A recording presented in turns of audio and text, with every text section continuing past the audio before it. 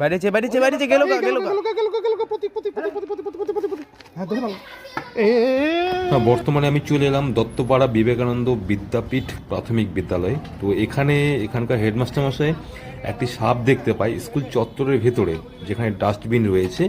এখানে mid day মিলের যে খাবারগুলো বেঁচে যায় সেগুলো এখানেই ফেলা হয়। তো এখানেই সাপটিকে দেখতে পাই, সাপটি রোদ তাপাচ্ছে এবং সেটি একটি বিষধর গোখ্র সাপ। তো সাপটিকে এখন আমরা রেস্কিউ করছি। এই তো রেস্কিউ হয়ে গেল।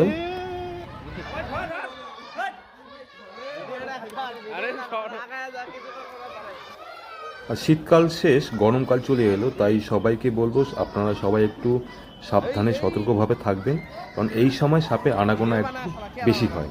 কারণ তারা এতদিন শীত ঘুমে না খেয়েছিল, এখন তারা খাবারের জন্য এদিক সেদিক বাড়ি ঘরে ঘুরে বেড়াবে। তাই আপনারা সাবধানে থাকুন, সতর্ক থাকুন। ধন্যবাদ।